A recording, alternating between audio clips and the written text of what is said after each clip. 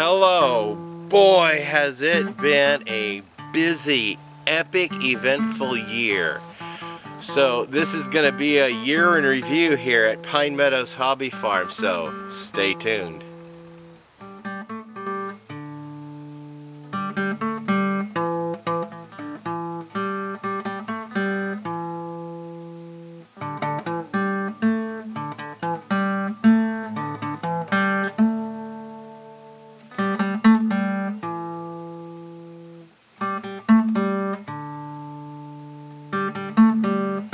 Welcome back to Pine Meadows Hobby Farm. I'm your host, Jerry Hansen. Oh boy, has it been an epic year. It started out with a bang. On January 3rd, the production crew showed up with all their cameras, lights, and action.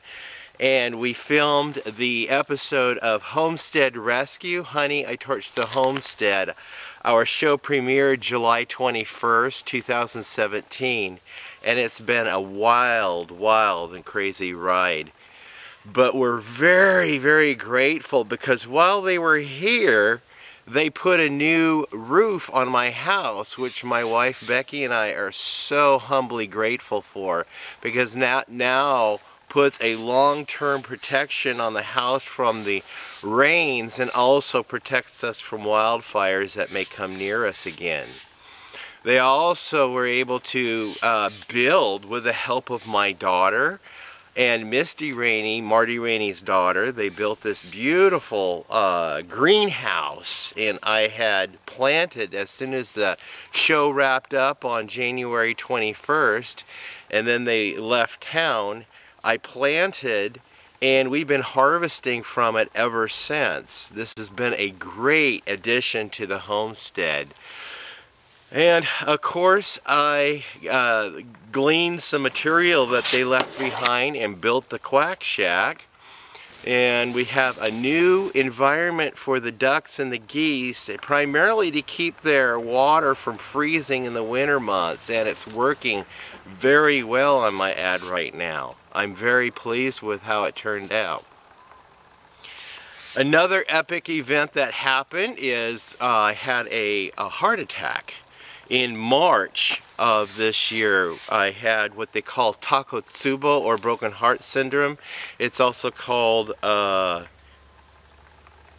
cardiomyopathy. It's when the heart suddenly swells usually it's called broken heart syndrome for grief. I got word that my brother had passed away, and within moments my heart just went. Luckily I was at work at the hospital within steps of the crash cart when that occurred, so I was able to get my teammates whom I work with, who were medically experienced with cardiac patients, and they intervened right away. And it just so happens there was a cardiologist on the floor also, so I lucked out there. I'm much better now. I'm over the grief. I still miss my brother, but my heart's better. As physically goes, you know, I'm really top prime now. Got all my doctor's things, a green go-ahead on everything, so I'm happy there. So we've got more stuff that occurred here on the homestead. Free bees, where their bees started swarming early in the spring, so my buddy Ken Muhlstein came over with a swarm of bees and introduced bees to the beehives. I like free. Anyway, this particular hive turned out to be a super vibrant group of bees. These girls just want to go and go and go. We got another swarm from, it was another swarm from the original hive where this swarm came from, and then later we split them and introduced two queens, which turned out to be a failure. Those one hive completely absconded, and the other one just died off or got weak or whatever, because I'm down to two very strong, vibrant hives. That was another epic thing that happened this last spring here on the homestead. Additional exciting new adventures occurred here on the homestead as well. When spring came, I was gifted earlier with a bunch of garden seeds, so I was able to have a contest, give some of those away, and I used some seed to plant in the greenhouse and get a lot of plants started in the greenhouse, and then we moved them out to the garden, planted some in the garden, had a wonderful garden this year, learned how to can a lot of different vegetables and produce for storage through the winter. We're still eating on that stuff. In fact, I just had a dinner last night of some protein and vegetables that we had laid up in store. The family joined me with an epic adventure of culling 9 chickens, so we got those in the freezer and we've been eating those throughout the course of the year. That was in the spring when we went ahead and culled them. That turned out to be a wonderful family activity that we all participated in. Of course, there's rabbits, ducks, there's also geese that we culled, and also there is an addition of hogs. My buddy brought over some pigs. I received them free. Yeah. I don't know how that happens, but anyway, the arrangement was I butchered 2 hogs and we gave him the meat of one, and I sold the other one and we butchered it, and I got some money from that and gave it to him. And when the piglets are born, yes, that's right, there's 3 sows that are pregnant, and when the piglets are born, we'll sell those. And we'll gather some more income to be able to continue finishing paying my buddy off, and then that way the pigs are paid for and I can start raising hogs and selling them and butchering them and doing whatever you do with pigs on a farm. Yeah. And then I got gifted some more windows. Later in the show I'll explain to you about the windows. But one window will be going on, I'll be keeping one window, and the rest of them will be going to a new home. And that will be another project I'll be announcing that at the end of this program, so stay tuned for that. This year, before it passes, doesn't go without mentioning the gifts and the blessings that we received for the farm. Like this canopy cover unit that I received as a gift. It came in really handy at a really good time because I got invited to do another estate cleanup. That's right, this will be my 4th, I think, estate cleanup, and boy did we get blessed from that. I mean, out of my socks. You see my series that I got on treasure hunting, another estate cleanup, parts 1 through 5. There's a couple more parts still coming because I thought we had 2 more sheds to open up and look into. Actually, there's a total of 5, so stay tuned for those. There's more blessings to come, but I don't know if they're going to be this year. They might be next year. We'll see.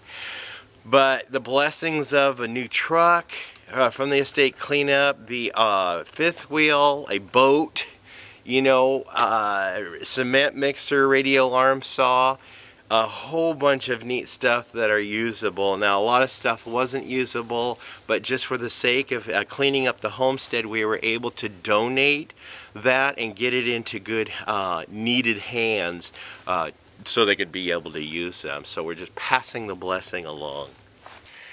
So I've been working on getting this fencing in this fall to get my pastures done. We've got electrical fencing, and we're going to be putting in those up to help contain the pigs and eventually the goats. The goats will be coming in the spring, and then we'll co-pasture them out here in our fields, and that way I could segregate the pastures and do some pasture management for through the course of the year. Which gives me a good segue into the next portion of this, and this is part I asked you to hang around for. Projects I'm collecting for, like one of the windows I mentioned earlier, is actually going into a tree house. I've accumulated more material. I haven't picked it up yet, but I'll be picking it up and bringing it over to the farm. I want to build a 12-foot by 12-foot treehouse cabin up on the mountains, and I want to set it on a I-beam steel construction and steel pipes. I've collected these I-beams from the previous wreck of a mobile home that was here at Pine Meadows Hobby Farm when we purchased it. So I saved two 18-foot long sections, and we're going to weld them to the top. One of the items I got from the estate cleanup was a welder, by the way. We'll just hook that up to one of my generators, and we'll go ahead and weld that up and get it nice and sturdy and stable and get a good sturdy foundation under it and build a nice tree house. But we'll try to get that started this year and get it done this year, but no promises. I mean next year, 2018. So that's a 2018 project.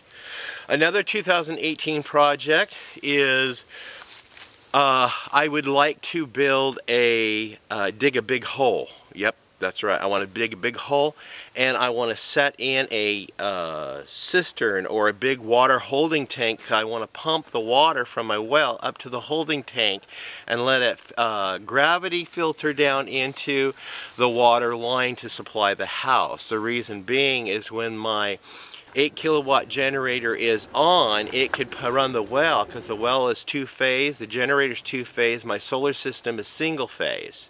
So we're going to be able to run the well on the generator intermittently, not all the time, fill that big cistern up and let it gravity feed back down through the lines and supply the house. I suspect it'd probably be about a month's supply of water.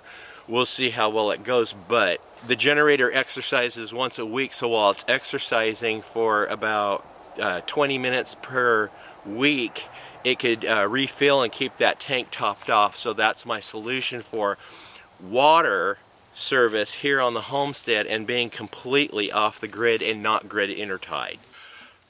Another goal of mine this year is to get the hog pen built. Right now they're in the barn where I want the goats to be, but I want the hogs to be separate. So we'll be building that definitely this coming spring in 2018. I also want to finish up the fencing and make sure all that's done, and buy some gates to get those installed. That takes care of that part as far as livestock goes, and then we're completely done with the infrastructure on raising livestock.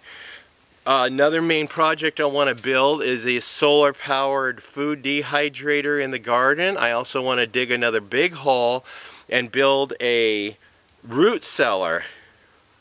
So I'm researching root cellars right now and the kind of geology we have under us to see what will be best suitable for this farm. We'll see how it goes. Stay tuned for that one. I also have plans to build an outdoor kitchen, a butcher shop, which is coming soon, and also a outdoor smoker. And maybe one of those outdoor ovens. A lot of ambitious activities going on here on the homestead. May not be all done next year, but those are my plans for the coming years. So I'm going to try to get it all done as cheaply as possible, and if I can, using free materials.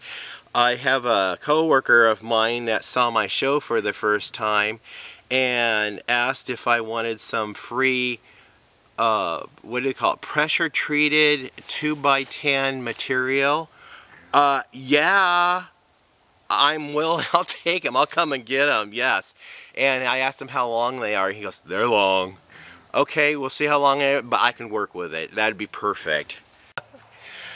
Okay, now since the show aired, I have made a lot of new friends, both on social media and through YouTube. A lot of new subscribers coming in to follow my adventure of me learning how to homestead and put together a hobby farm. Yep, I still consider this a hobby, but it's also a goal into getting us into self-sufficiency when we reach retirement. My retirement plan is to have the land paid off, the house is paid for, all the infrastructure is in as far as livestock goes, the garden, the greenhouse. We just need to plant more trees in an orchard. And then that would be self-sustaining as far as groceries go. Implementing a what do you call it, a hydro system for one of the streams to implement our electrical needs for the winter months. We're going to add that also, and that way we're producing all of our own power. We'll have no power bill, so that mitigates that out of the pocket costs. YouTube is making enough money to pay for our property taxes, and now currently is just barely making enough to where we can also add a homeowner's insurance on that, because a homeowner's insurance went up a little bit. In addition, I'd like a new car in the driveway. I could probably get that by selling all the excess vehicles I have, and my goal was to get a smaller RV that's newer and a nicer truck. Those two are achieved free. So I'm halfway through to my retirement goal. And that way, if stuff hits the fan or a major catastrophe should happen, we're pretty set. We can handle it, and we can help out our neighbors in the meantime also. Also, since the show aired, we got into a new season of Homestead Rescue. We're in season 3 now, and there was another couple whose homestead sits 46 miles north of us here.